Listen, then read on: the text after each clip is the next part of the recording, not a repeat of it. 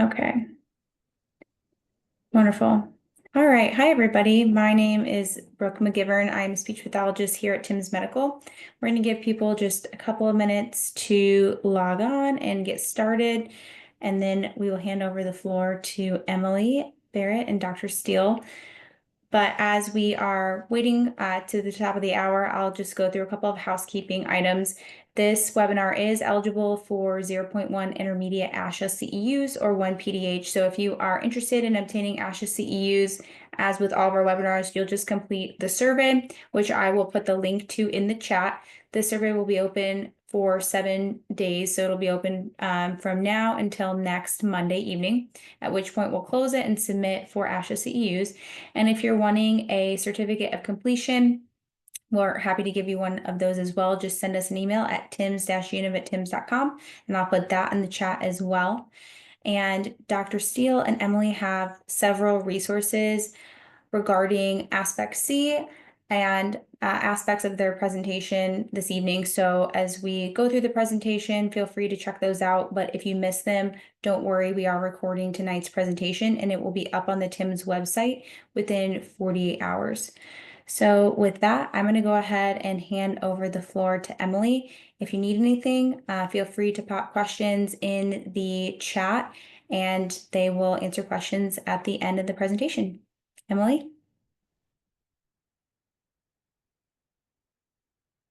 Hi, Brooke.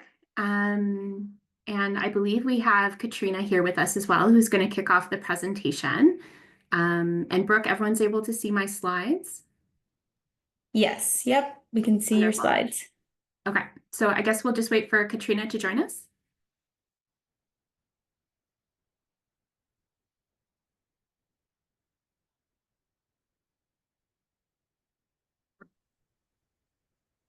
Hi, everybody. Sorry about that. I didn't see the final button.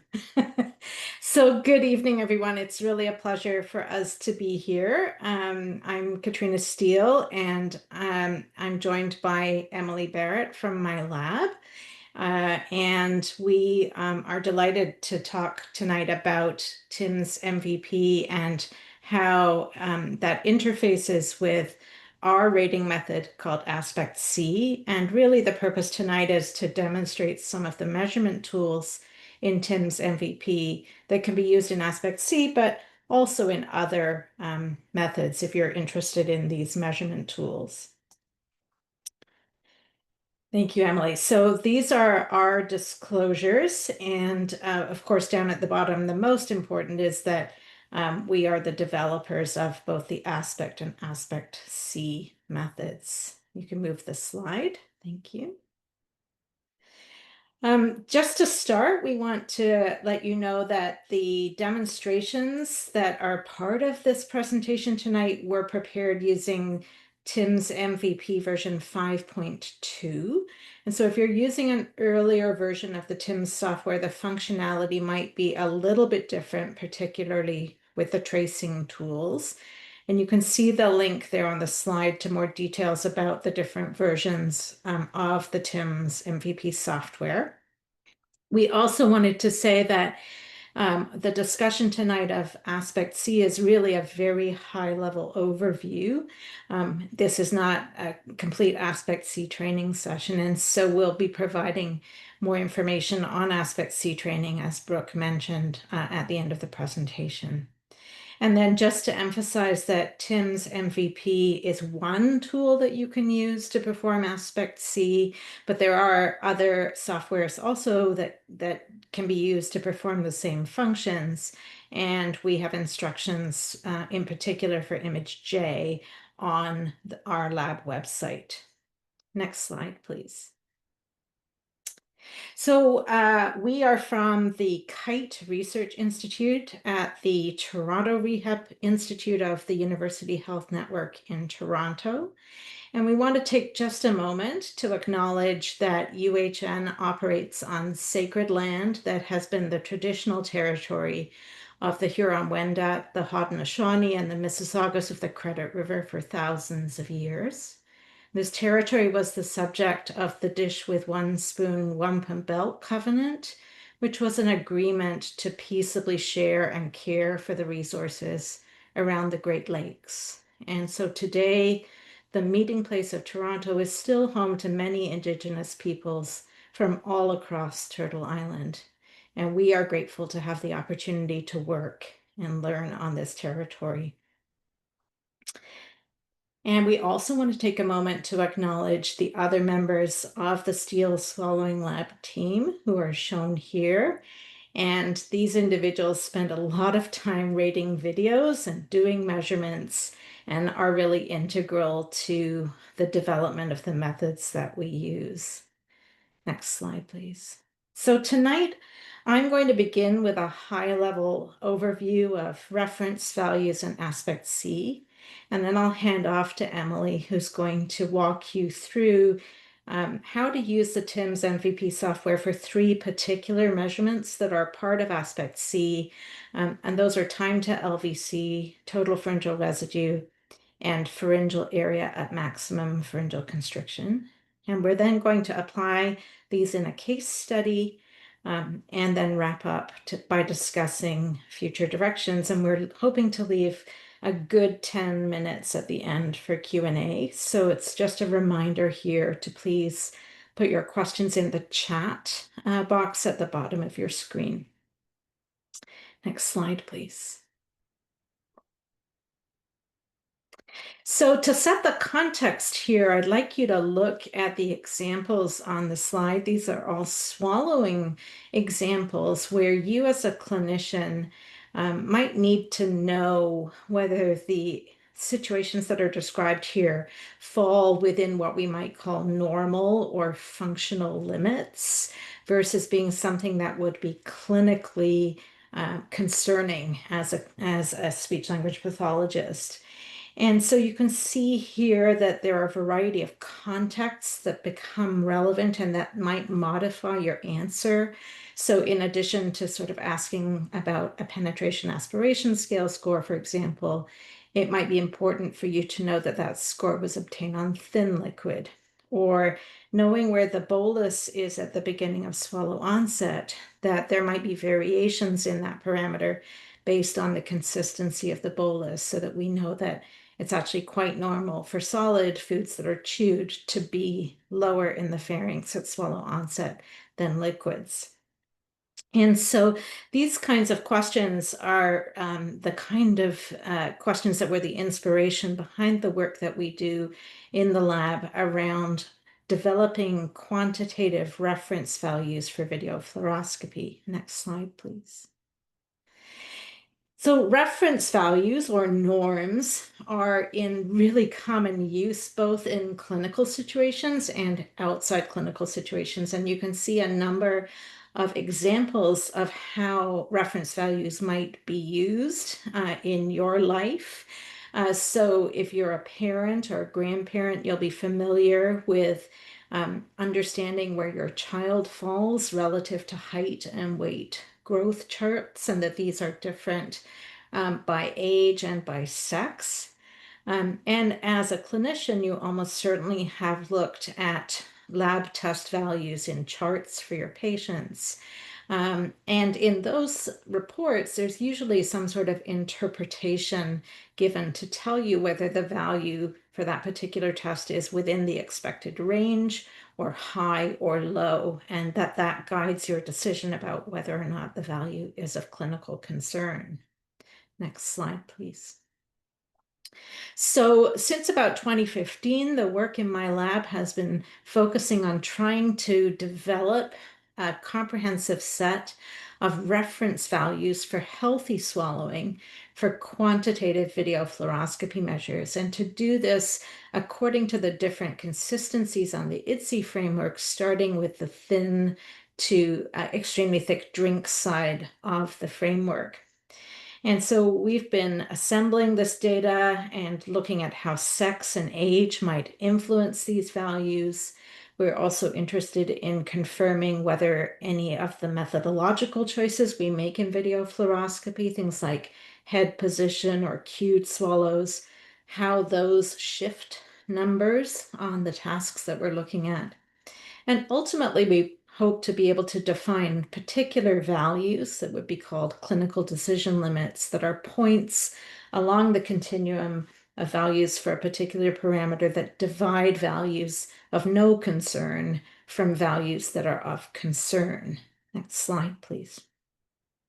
And this graphic just shows you an illustration of how we differentiate values. So you can see the green zone in the middle there represents the 50% of values that are most common and central tendency in this graph, which we would define as typical values. And then you could have values on either side of that central zone that we've labeled here atypical. And so we've started with this as our conceptualization of the kinds of value boundaries that we think may be clinically useful. And it's important just to say here that some parameters have distributions like this where we would be clinically concerned in both directions, that perhaps an unusually low number or an unusually high number would have some sort of clinical meaning to it. But a lot of the parameters that we're looking at in swallowing are actually unidirectional, so that we would only be concerned about the top 25% or the bottom 25% of values. And so that's what we've been looking at in our research. Next slide.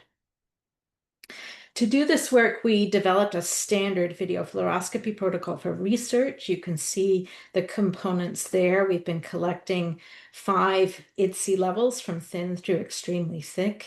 And we have always, in this particular line of research, used comfortable sips as our paradigm that the person self-administers, and we've measured the size of their sips rather than controlling volume.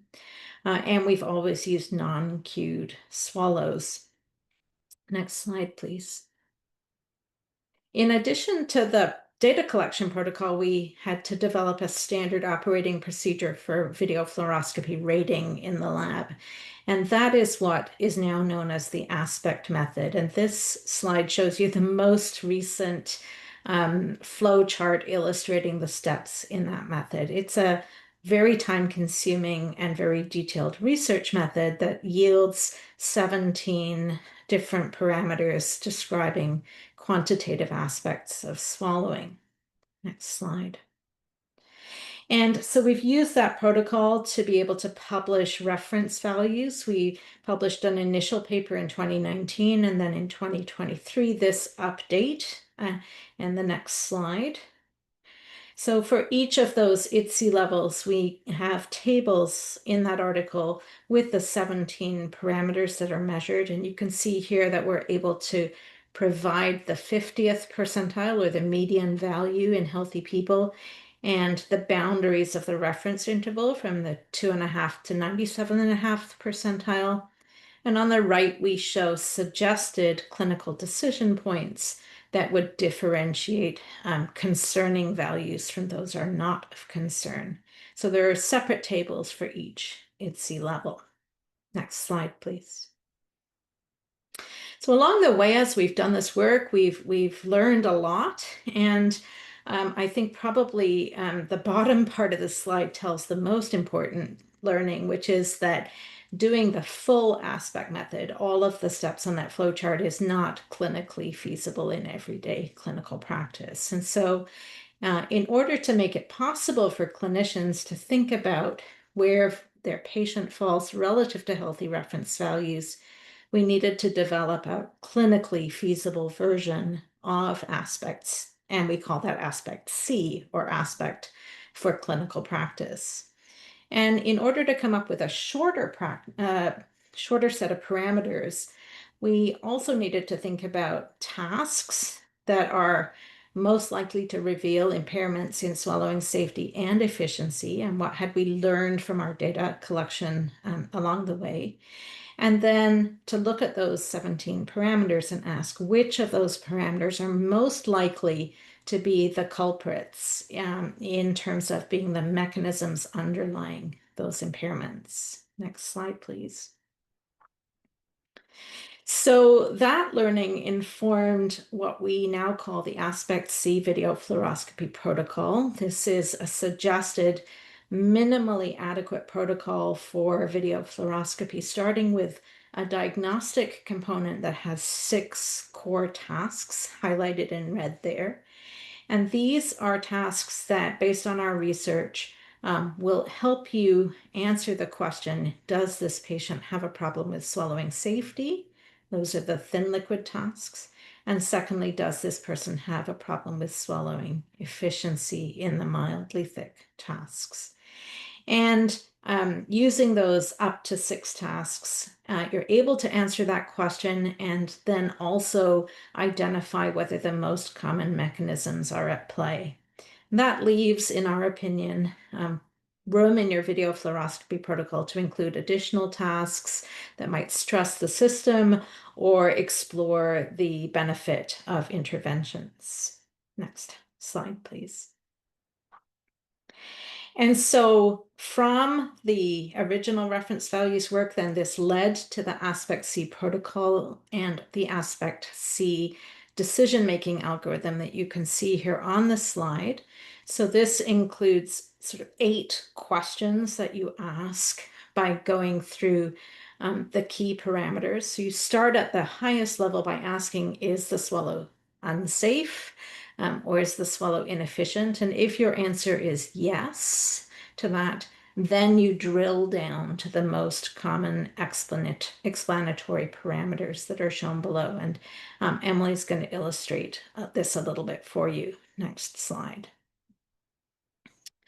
To help clinicians follow this logic, we've created a number of resources, and these are freely downloadable on our website. They include a bolus by bolus worksheet for tracking the logic through the algorithm, and then a summary score sheet on the right where the worst values for each consistency are put into this sheet. And at the bottom of that sheet, it's small, but you'll see some more detail shortly, are the relevant reference values for those parameters to help you identify whether a score is typical or atypical.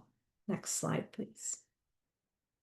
So tonight we're going to illustrate for you 3 parameters, and these are parameters that we're going to show you how to collect the information you need on the TIMS MVP software. First, to do a timing measure, and in this case, we're going to focus on time to laryngeal vestibule closure, which in our experience is really one of the most common explanations for penetration and aspiration is a problem with time to LVC. And then on the efficiency side, we're going to illustrate how to take area tools, how to use the area tools to measure the amount of residue or the amount of pharyngeal constriction, which are both really relevant for explaining inefficiency. So next slide. I think with that, I'm going to hand over to Emily, and I'll be watching the chat box, and at the end, come back for the Q&A. Emily. Thank you so much, Catriona. And thank you to Brooke and to TIMS University for having us. I can't tell you how excited we are to be here tonight. I have the absolute privilege of getting to work in Catriona's research lab part of the week, and I also get to work in an acute care hospital the rest of the week, and it is so fun straddling those 2 worlds and getting the opportunity to bring all of the research work to life in my clinical practice. And I really hope in the next 30 minutes that shines through because that is certainly my passion. So let's jump right into our next section on how to leverage the TIMS tools for ASPEKT-C. And so just as Catriona said, this presentation is not a substitute for ASPEKT-C training, but rather meant to demonstrate how quantitative measures can be performed using the TIMS MVP software. Our goal is to demonstrate to clinicians that quantitative measures don't have to feel out of reach, that you can leverage the TIMS software you may already have in your facility to compare the patient sitting in front of you to those healthy reference values Catriona mentioned, in a way that acknowledges how time crunched we all are. So I want you to think of tonight like the Starbucks secret menu. You already have all of the ingredients, and we are just showing you how to combine them in a novel way to make something new. I also want to preface this talk by saying you might hear some unfamiliar acronyms. There's going to be some math with frames and milliseconds, but please don't let any of those things discourage you.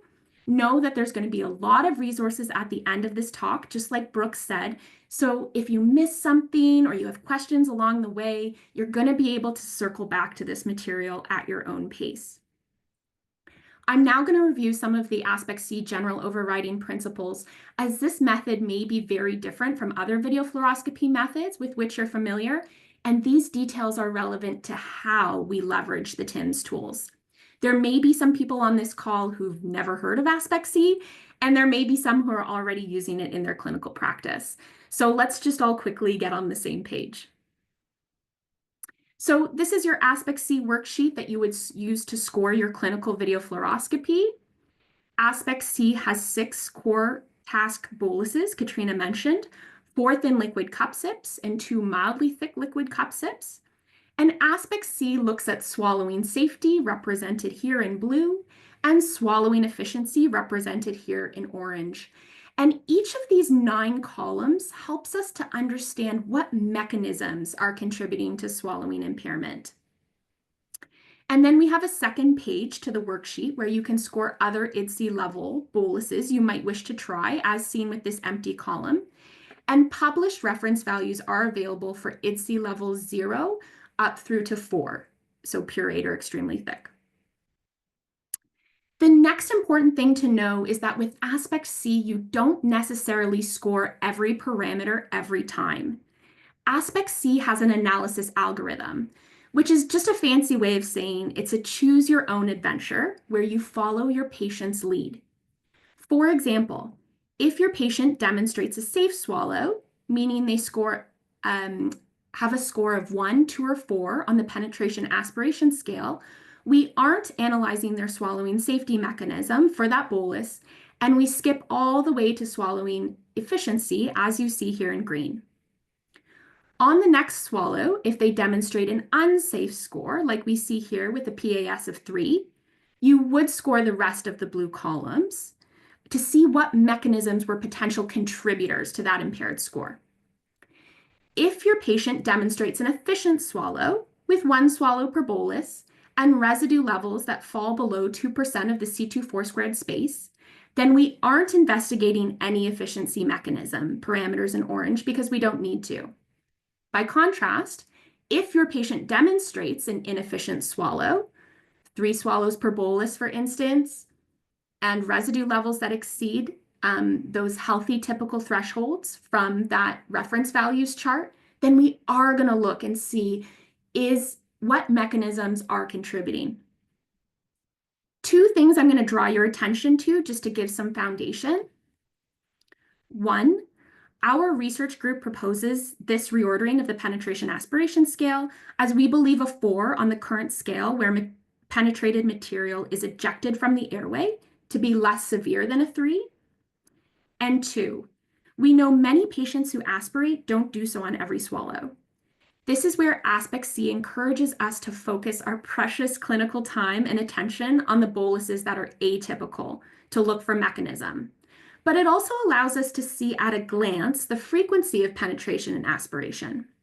A patient who aspirates on 1 out of 4 boluses may have a different risk profile than one who does on 4 out of 4. So let's return to the focus of this presentation.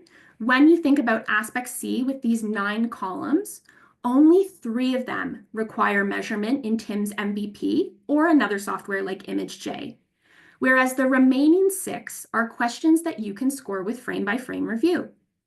And those 6 include things with which you're likely already very familiar, such as the penetration aspiration scale or counting the number of swallows. So to reassure you, I think tonight we are covering the tool's trickiest 3 parameters. And the 3 parameters that do require measurement that you might find a little more difficult that we're going to review tonight. One of them assesses swallowing safety, and that's time to laryngeal vestibule closure, as Catriona mentioned. And the other two are swallowing efficiency parameters. One is total pharyngeal residue, and the other one is pharyngeal area at maximum pharyngeal constriction. And that's a mouthful, and we call it PhAMPC for short. And really, it's just looking to see how constricted is the pharynx at the height of the swallow to contribute to our assessment of residue mechanism. And for both of these, their units are %C24 squared, and for time to LVC, the units are milliseconds. And we're going to talk more about this. All right, so we're going to tackle these one at a time. So the first one we're going to speak about is time to LVC. So time to LVC represents the time from when the hyoid bursts or takes off to the frame where the laryngeal vestibule is the most closed.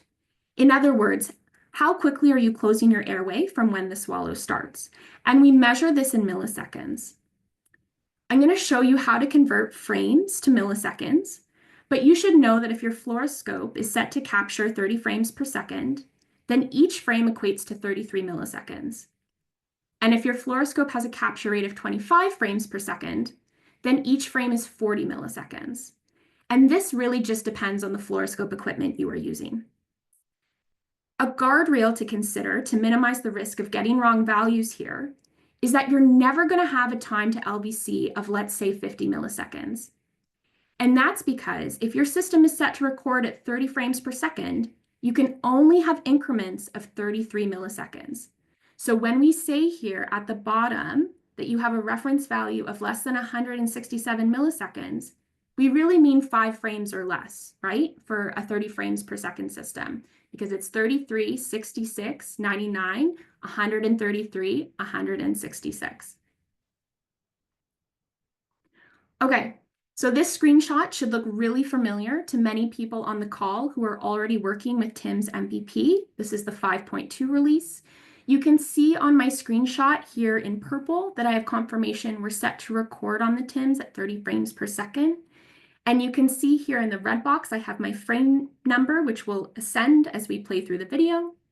And then for this parameter, the one we're talking about right now, time to laryngeal vestibule closure, the key tool in TIMS MVP will be this stopwatch function here in orange. And we're going to see now what this looks like with a video.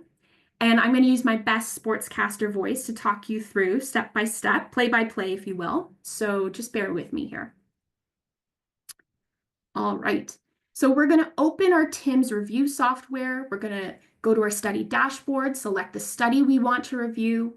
We'll click on the series tab. We're going to go to the thumbnail on the left of the clip we want to review. Click on that. You can see here we're set to record at 30 frames per second. There's my frame number again, which we talked about. There's that stopwatch function that we're going to need in a second for time to LVC measurement. And then over here, notice these. These are the annotation tools that we're going to use later on in this talk for the area efficiency measures. So for time to LVC, the very first thing I want to do is I want to find that hyoid burst frame. Where's the frame where the hyoid takes off? There it is. So it's frame 271. So once I find that frame where the hyoid bursts or takes off, I'm going to click my stopwatch function. And this is going to automatically calculate the time difference between 2 points, right? Our hyoid burst frame and the first frame where the laryngeal vestibule is the most closed. That's what we're trying to find the difference between. And look at this, watch this color coding, seconds and milliseconds. It's really important.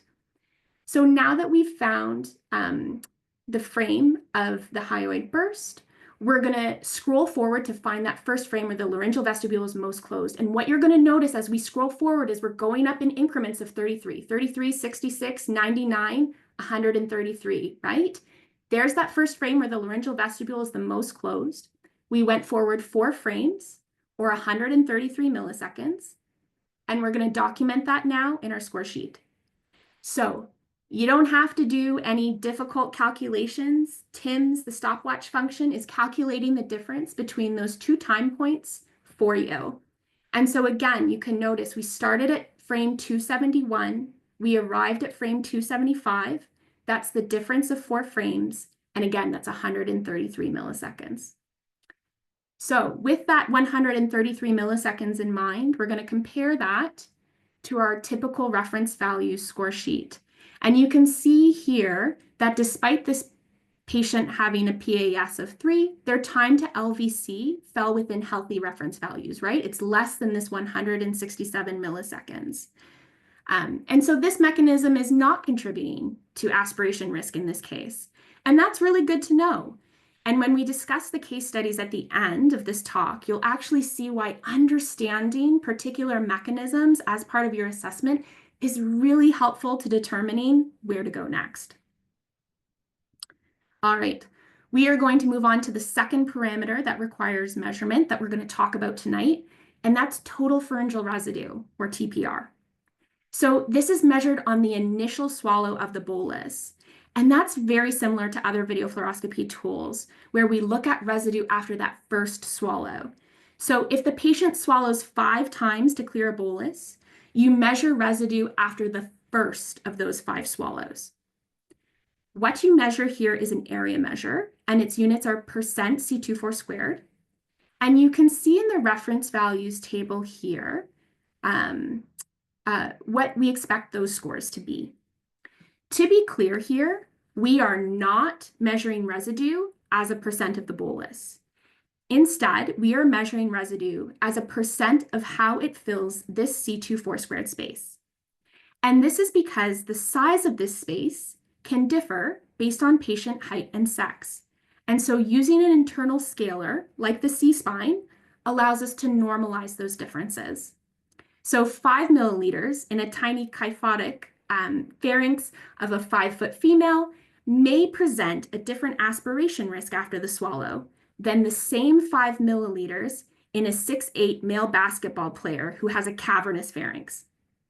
If we were to assess residue as a percent of the bolus, then the numbers in those two people could be the same. Whereas when we scale residue to the size of the space, those two numbers could be very different.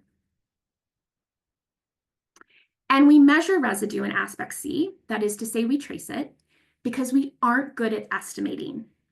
And if you're interested, you can read more about past comparisons between measurement and estimation here. All right, so we're going to take a look at measuring pharyngeal residue on TIMS MVP using the annotation tools with another video. All right, so to measure post-swallow residue, first you want to move frame by frame through the video and identify the first frame showing the piriforms at their lowest position relative to the spine, at the end of the initial swallow of the bolus. This frame should show the pharynx in a rested or relaxed state and should occur before the end of the clip, before any new spill into the pharynx, before any new hyolaryngeal excursion associated with subswallows. And you want to avoid frames with blur due to movement, kind of like what you see now, or poor visualization of the residue. And if you're still not sure how to select a frame, please go to our website. We have an instruction manual there. So on your chosen frame, the next step is to set the cervical spine scaler.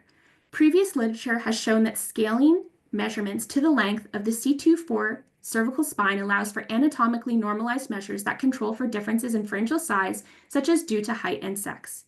So to do this, you want to locate the Advanced Controls toolbar on the right side of the video and click the Annotate icon. Then you want to click on the solid colored box. We're going to choose yellow here. Then you want to click on the thinly weighted line to allow for a more precise tracing. Then click on the pointer icon and select the line tool. Locate the anterior inferior corner of C2 and C4, and then I want you to click and drag a line connecting those 2 points.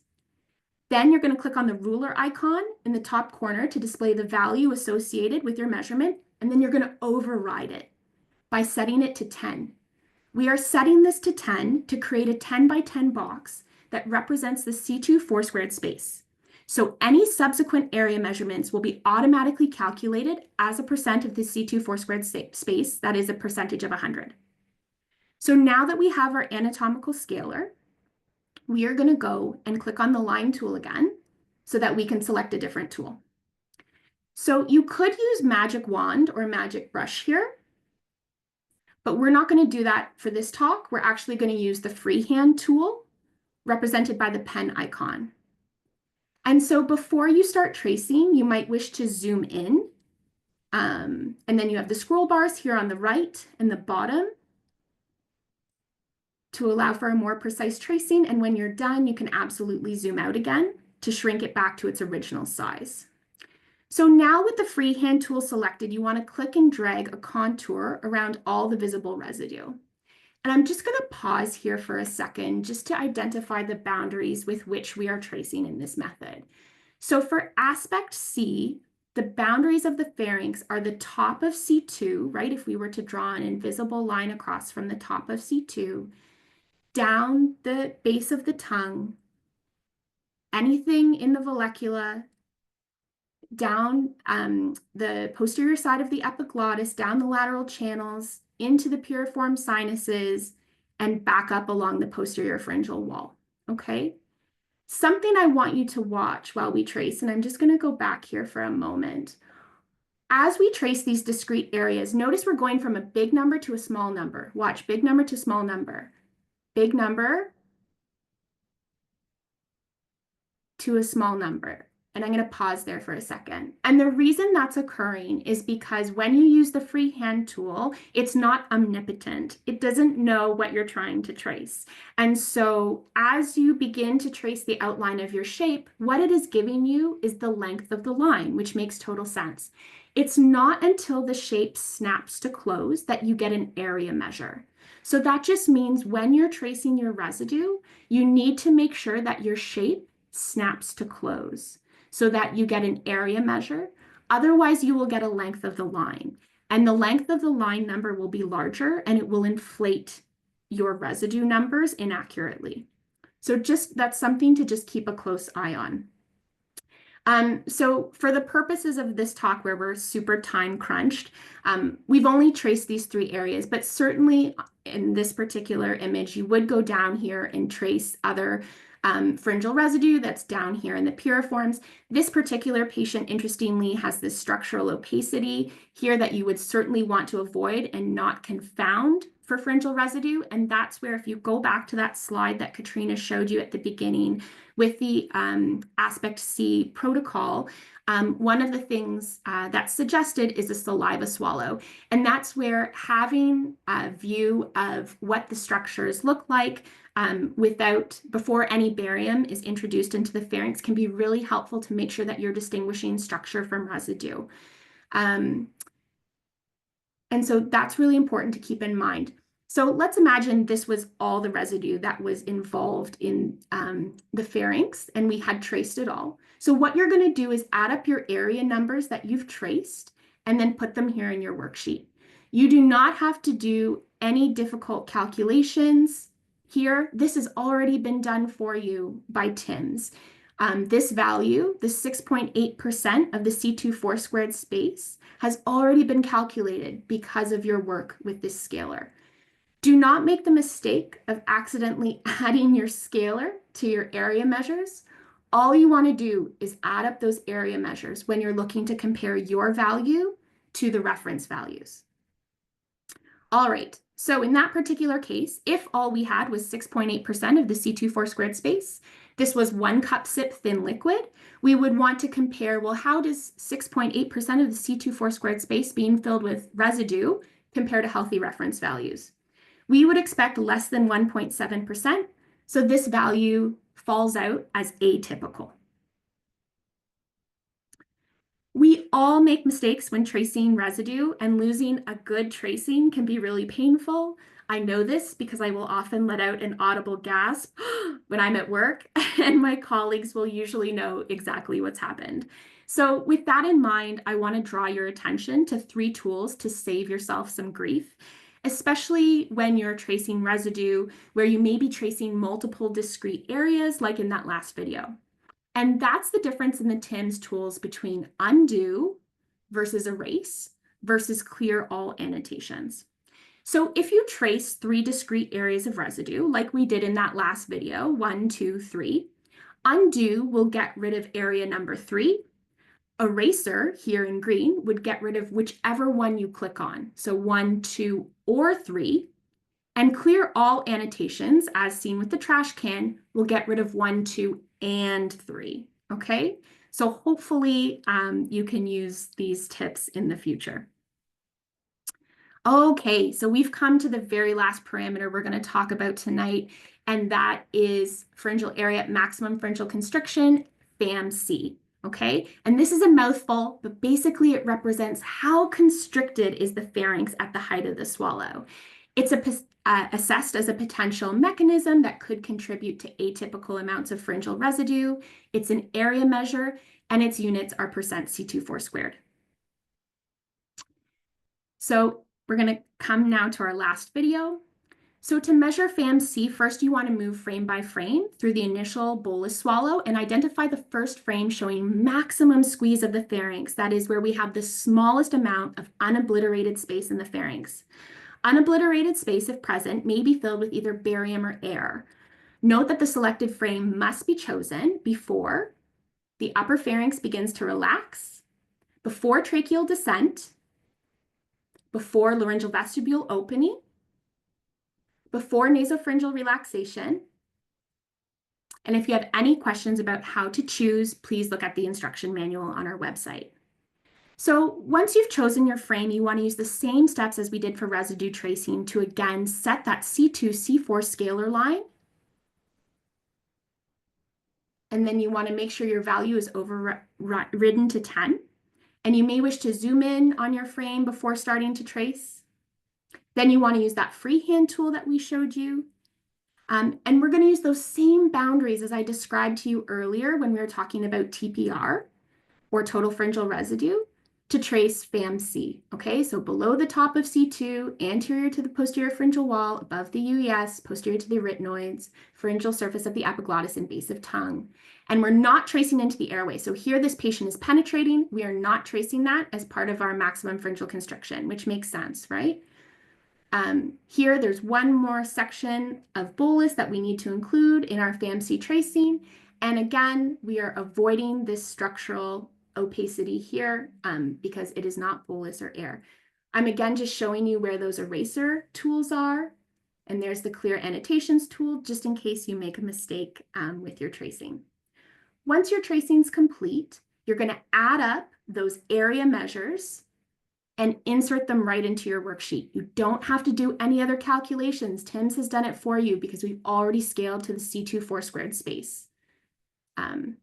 This calculation already done for you. It's great to have it there so you can kind of understand the why and how things are being calculated, but you don't have to do any of the work, which is wonderful when we're super time crunched and writing reports.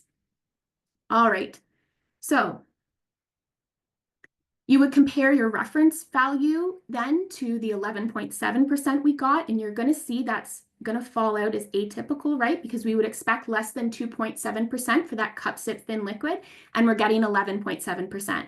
So when we saw atypical amounts of residue on that last swallow, when we moved on to see is pharyngeal constriction, impaired pharyngeal constriction, a contributor to those impaired levels of residue, we can see that yes, here it is. We aren't getting enough constriction to generate pressures that we would expect at the height of the swallow to clear that bolus through the pharynx. Pearls and pitfalls to avoid in those last two area measures we covered. ASPEKT-C uses an internal scaler, the cervical spine, to scale residue. This is different from an external scaler, such as a coin, or assessing residue as a percent of the bolus. And to use this internal scaler, as we discussed, you need to measure using the line tool from the anterior inferior corner of C2 to the anterior inferior corner of C4, and then override that length number and set it to 10. When you do that, you're creating that 10 by 10 box that's going to give you tracings that are then a percent of the C24 squared space. You want to ensure that your shape is closed, please, when doing a freehand area tracing. If what you trace is not a completely closed shape, you will get a number that reflects the length of the line and not the area of the space, and this could inflate your residue numbers. Okay, so to be honest, we wanted to spend the majority of our time showing you these tools in TIMS MVP. We want to leave 10 minutes for questions, so we're not going to spend very long on a case study. What I will show you, though, is what a completed scorecard looks like and how helpful it can be to point us in the direction of what to do next, especially when we pair it with the ASPEKT-C treatment flow sheet. So this is the ASPEKT-C treatment flow sheet. You can see we've kind of applied that same color coding from the worksheet and the scoring sheet right onto the treatment sheet, right? So if you have an impaired safety mechanism, this pathway is going to give you an idea as to what could be done about it. And conversely, if you have difficulties with efficiency, you can work through this pathway to see what could be potential next steps. So this is a completed scorecard for a patient who sustained a laryngeal crush injury. And one of the things you might notice is that her max penetration aspiration scaled score with thin liquids was 8, and that it was related to an impaired time to LVC. So when we work through this safety path, one of the things we ended up trying with her was a bolus hold. And because we knew it was a timing problem, and that was enough to move her 8 into a PAS of 2 into a healthy reference value.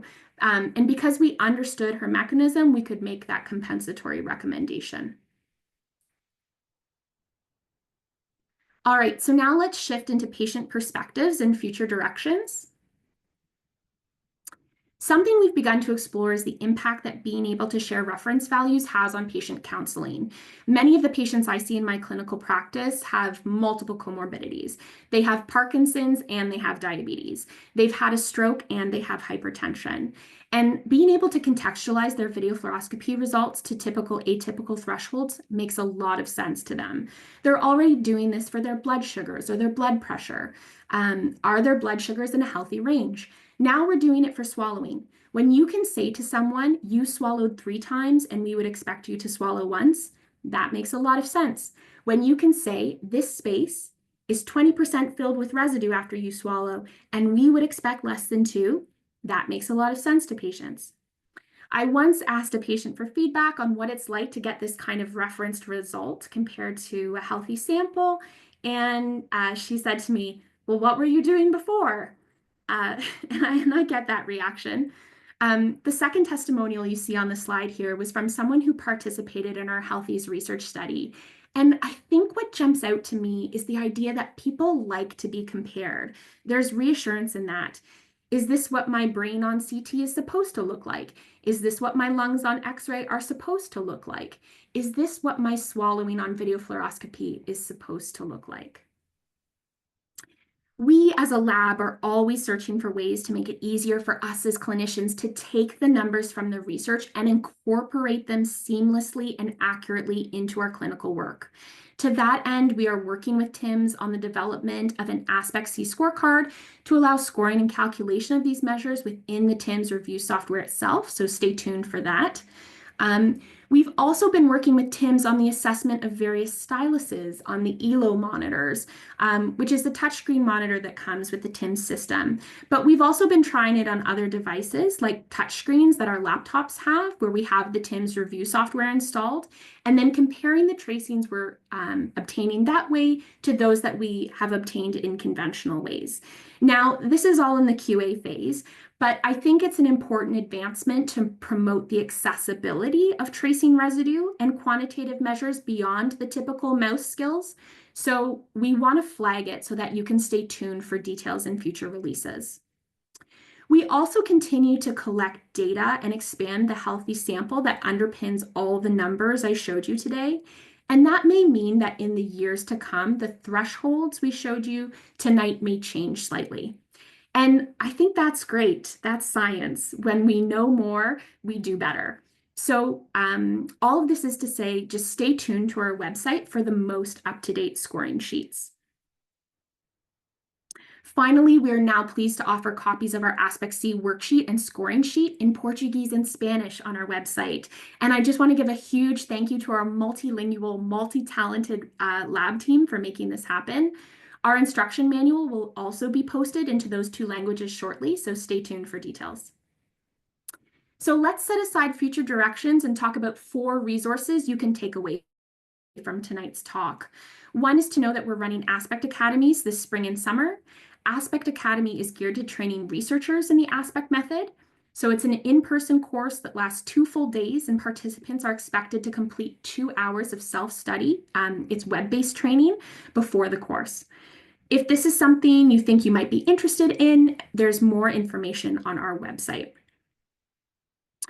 Tonight we talked about 3 ASPEKT-C parameters, but there's 9 columns on that worksheet. If tonight's presentation has made you interested to learn more about the ASPEKT-C method as a whole for clinical video fluoroscopy analysis, then this slide of resources is for you. That QR code will take you to our ASPEKT-C landing page on our website. It's a great place to start. Focus on the instruction manual. There's a version there that walks you through the steps for the parameters in either TIMS MVP or ImageJ based on the software you have available. And we are working as a lab on developing ASPEKT-C web-based training opportunities in the near future. So keep an eye on our Instagram and website for details. A third resource that may be helpful will be our Labs Video Fluoroscopy Toolkit. A focus of this presentation has primarily been on the analysis using the TIMS MVP that occurs after the study has been captured, an analysis that occurs down here, downstream of the process at the end at the level of the storage system. That said, I think it's really important that while we are devoting ourselves to precision associated with this last step in the process, that we give equal attention and precision to ensuring that the video fluoroscopy images that we are obtaining in the first place with our fluoroscope are the best quality they possibly can be with our given equipment. And anyone who has worked at more than one facility knows that equipment can vary widely. And so understanding the architecture of your given system and its settings is a vital piece so that when you're trying to measure on the video fluoroscopy image itself, it's not too dark or you're not getting washout of certain structures. Quick and easy tests like the metronome test can assist greatly here. We have a checklist and a worksheet located in this Video Fluoroscopy Tech Toolkit that I highly, highly, highly recommend. This QR code will also be on the last slide, so don't worry if you miss it. And just a huge thank you to our amazing lab engineer, Melanie, for leading this project. Our final slide here. So our fourth and final resource that we have created is a YouTube video specifically on those 3 aspect parameters that require use of the tools that we showed you tonight. So this video here is about 14 minutes long. It's a great step-by-step resource that after this presentation, if you have specific questions about the steps I showed you today that we covered, you can look here first. This is the Video Fluoroscopy Toolkit I spoke to you about. This is the Aspect Academy registration details. And now we will take any questions. However, if we run out of time, please feel free to reach out to us via email. Our contact information is located here on this slide. And that's all I have. Hi, Catriona. Hi, Emily. Thank you. As Emily mentioned, we're happy to take questions. I have seen one which Emily's really already answered about ASPEKT-C training. So we've worked so far predominantly on ASPECT training, the full method, but we are in the process of finalizing the ASPEKT-C training, which we expect will be a series of web-based modules, hopefully relatively short. And we hope to be ready to release that later this year, so stay tuned for that. And in the meantime, if you download our manual and look at our resources here, please always feel free to send us questions at the lab to clarify. All right, so if you have a question, please type it into the chat section. I see one. Dr. Steele and Emily, thank you so much for a wonderful webinar and all of your ongoing work and contributions to our field. With regards to the C2, C4 scaler, are there any special considerations for patients with cervical spine anomalies such as DISH or even ACDF? Yeah, great question. Thank you. Thank you, Erin. Yes, the C24 scaler was chosen based on research done during Dr. Sonia Malfenter's dissertation project in my lab. And as part of that, she also investigated, I think, a total of 13 other anatomical scalars to see which ones were perhaps good alternatives. And there is another scalar that is thought to be a good alternative, and that is to measure from the anterior to the posterior point of the vocal folds on a lateral view. So really you're looking at the lower boundary of the cricoid cartilage. And we've just been doing some validation work of that measure. And we did a poster at the recent Dysphagia Research Society meeting and are working on the publication now. But essentially that distance, the length of the vocal folds, is half of the C2 to C4 spine scalar as a rule. So if you feel that the spine isn't valid for some reason, like hardware, or as you say, Aaron, a major change in the shape of or the curvature of the spine at that level, then the vocal fold length would be the recommended alternative. So I see another question here. Is the stylus already available, or is it still a work in progress? It is still a work in process. We are still in the pilot testing phase of this. We really want to be rigorous. We want to test different products across different types of monitors and compare it, like I said, to measurements we've obtained in other ways.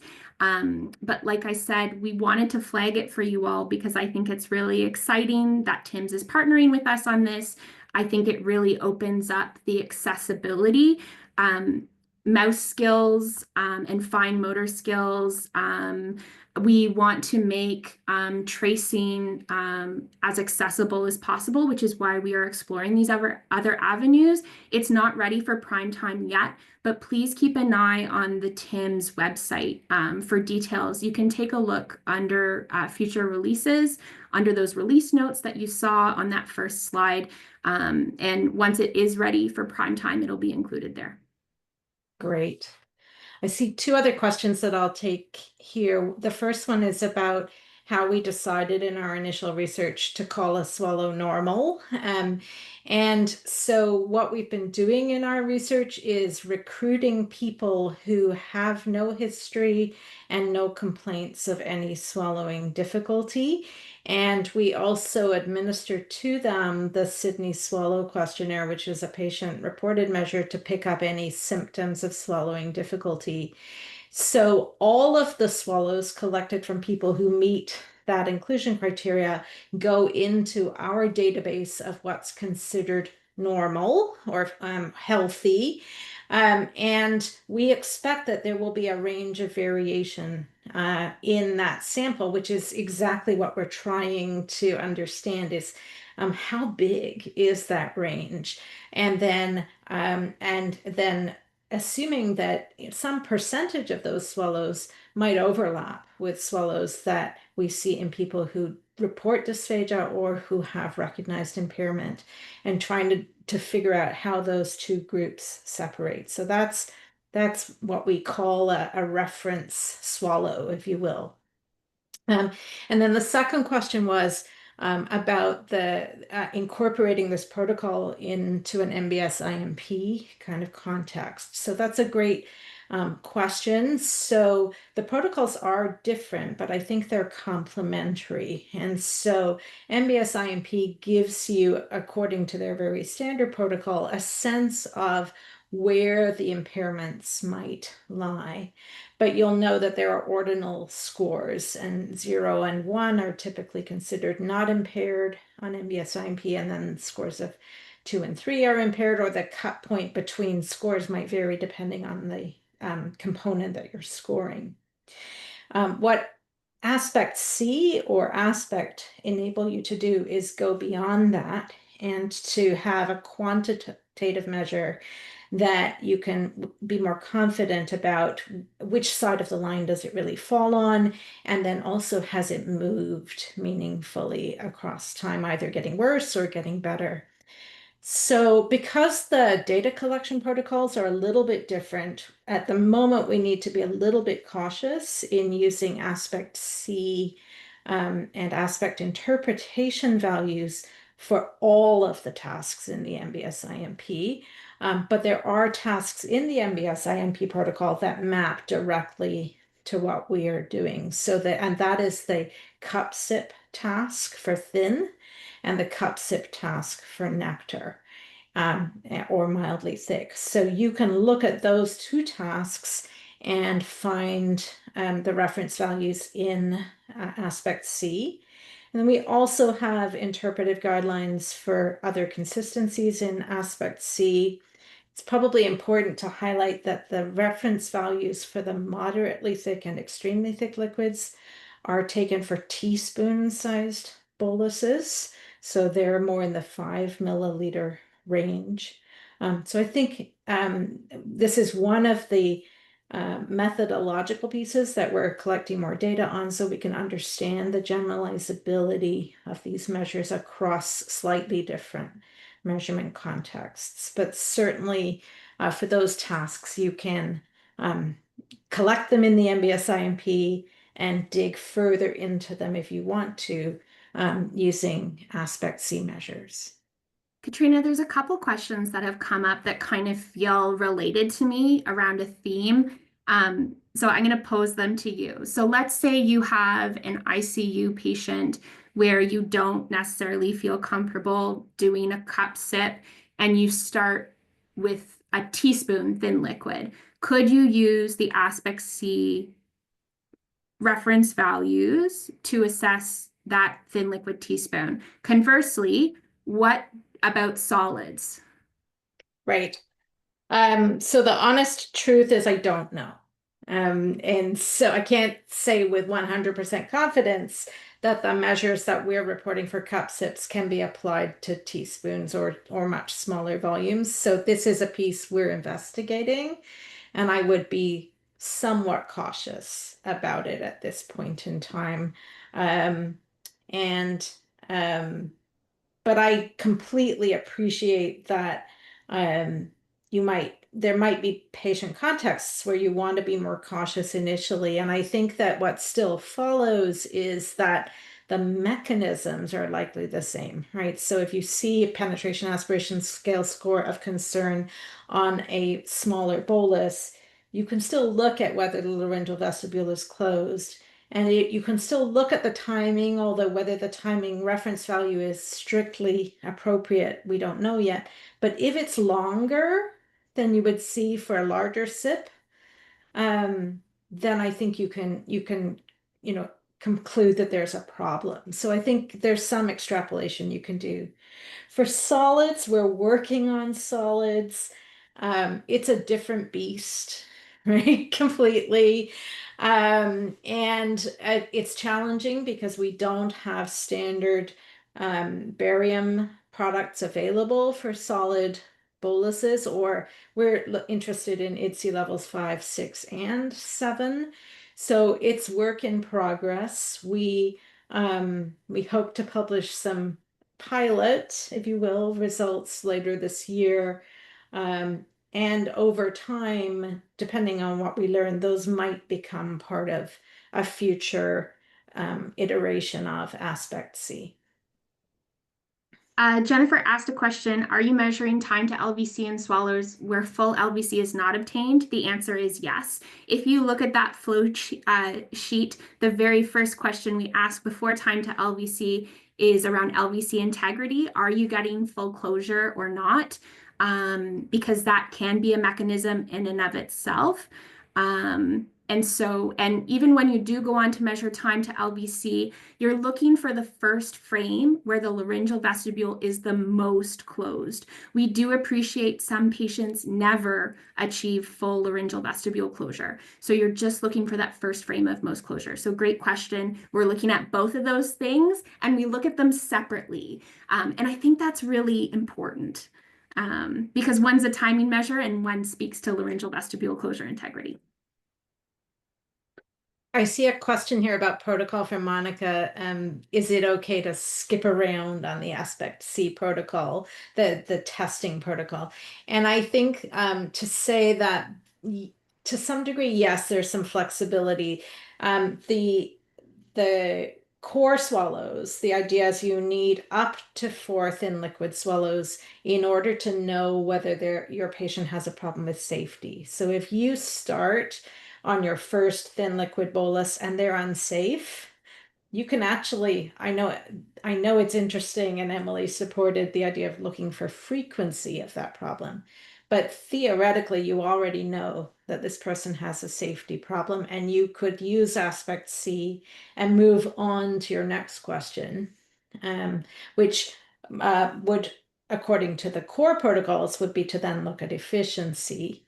But there's room to insert the other tasks that you're interested in, perhaps in between those tasks. So if you're then wanting to further stress or explore compensatory mechanisms for thin, you could stay with thin, but implement those mechanisms, those strategies. So yeah, there's some flexibility. But in general, we think that you're going to need up to those 6 core swallows to answer the key questions.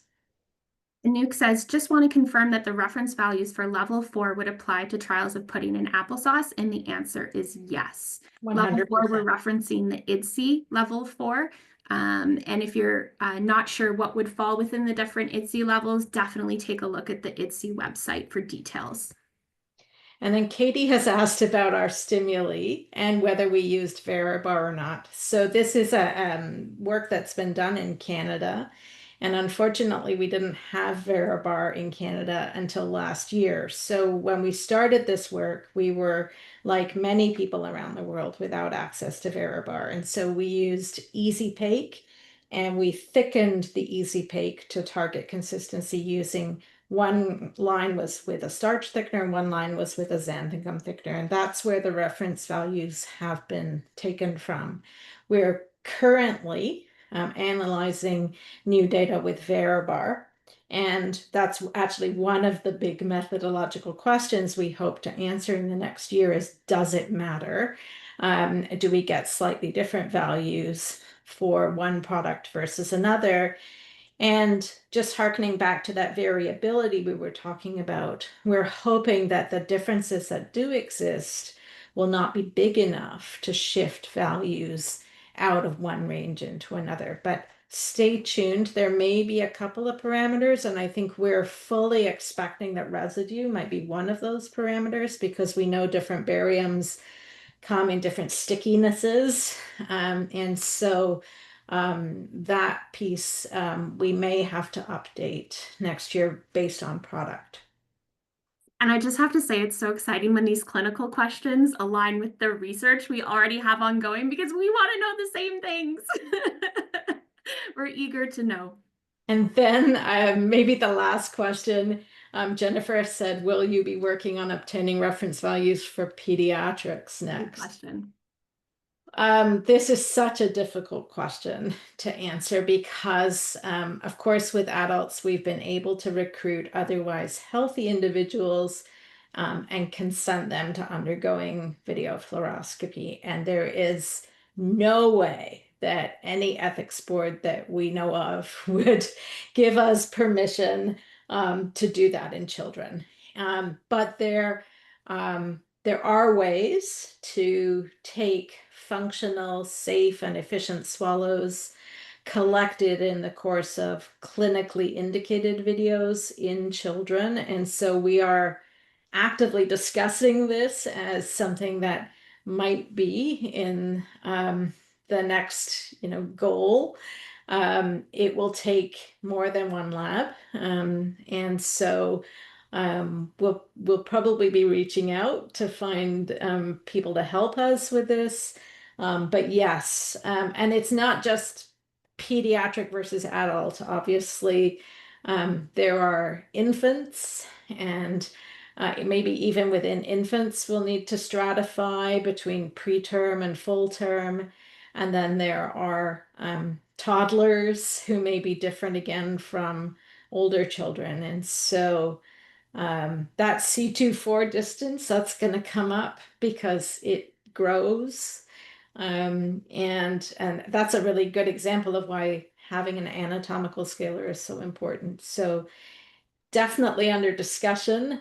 We will hope to find funding, and we think this will be really important to add. So with that, thank you for your attention and participation. I'll hand back to Brooke, and as we said, if you have questions after the fact, our email is there on the screen, and we're always happy to receive questions. Thank you very much, Dr. Steele and Emily. It was an incredible presentation. And just wrapping up our event this evening, if you are requesting ASHA CEUs, just fill out the survey. The link is in the chat and it will be sent out via Zoom, and it'll be open for 7 days. And then if you would like a certificate of completion, just send us an email at tims-univ@tims.com and we will get that sent over to you. And lastly, this webinar it was recorded and the replay will be uploaded to our website within 48 hours. So be on the lookout for that as well. And with that, we will close out for this evening. Thank you all very much for your time. Bye, everybody.